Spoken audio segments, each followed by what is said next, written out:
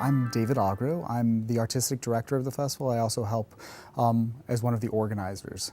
I help out with a number of things from promotions, outreach, to helping train the actors that you see on festival day. There are a lot of theatrics that come alive on the festival day. What we actually do is we put together like a community theater production of Robin Hood that is designed to unfold in the streets but also on the stages, as well as be bolstered by improv bits that happen throughout the day in the streets by our Shire cast. In the morning, generally everything is all right. In the afternoon, there's a little bit of drama and conflict, and then by the end of the day, there's a resolution. But then beyond that, we populate the Shire with folks that you might see if you were to go to a medieval festival back in the day.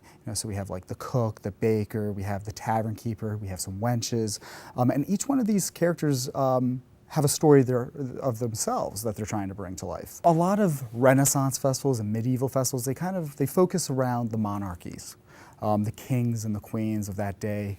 And with our festival, we decided to do something a little different. We were trying to tell these stories from the perspective of the people. One of the places people would congregate in medieval and Renaissance periods were around these ale houses, these taverns, these pubs.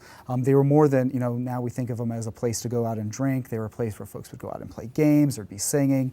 The idea is that there's this tavern, it's called the Mutton and Mead Tavern and Inn, and it's been nestled in the hills of England for centuries, passed down from generation to generation, and as a result, history has kind of just rubbed up against it. Currently, the history that we're talking about is that legend of Robin Hood. These hills that the tavern is nestled in are the hills of Nottingham, which is a name we're all familiar from those stories of Robin Hood. Because of the way we've set up the Mutton and Mead Tavern, we could do other eras. We could do Queen Elizabeth. We could go back and do the Arthurian tales. Right now, we're really committing to the story of Robin Hood. There's a few more chapters to tell, and I think for at least the next 3 or 4 years, we'll be sticking with Robin Hood. We also have several stages throughout the grounds, which I'll continually call the Shire, and these we pack with a vast variety of shows. We have some Celtic bands, we have some fight shows, what could be called as a variety and gesture show. We have, the entertainment that's hitting the stage. We also have a lot of entertainment just wandering the streets. The idea is that it's a feast for the senses.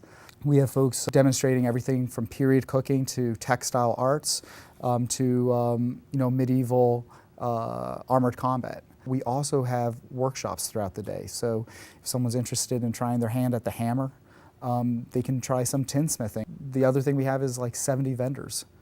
So when you're making your way through the festival, there's some really great stuff being sold. Everything from clothing, jewelry, glasswork, all manner of items. And what we tell folks is they can come and adorn themselves with gifts, and if they feel like it, adorn those folks that they care about. With some presents as well. Mutton and Mead is actually, it's a festival, which is quite ambitious just in itself. But it's also a benefit, not just for one organization, but two. There's the Montague Common Hall, which is formerly the Montague Grange, which we work on raising money for. Granges and these town halls are something that are very much a part of the history of New England, and a lot of them are in some dire straits. So we're working on raising money for this common hall. We're really proud, actually, to be helping raise money for the Montague Common Hall. We also are really proud to be working on raising money and also bringing in non-perishable items for the food bank of Western Massachusetts. One of the things that our festival is built on is collaborations with a number of different people, organizations, and nonprofits. We collaborate with the Brattleboro 4-H archery program. And they run a little mini fundraiser at our event, which helps them keep their archery programs going. One of the things that's core to our mission is trying to, support and facilitate, a lot of the great work that's being done in our community, both in the arts and elsewhere. So.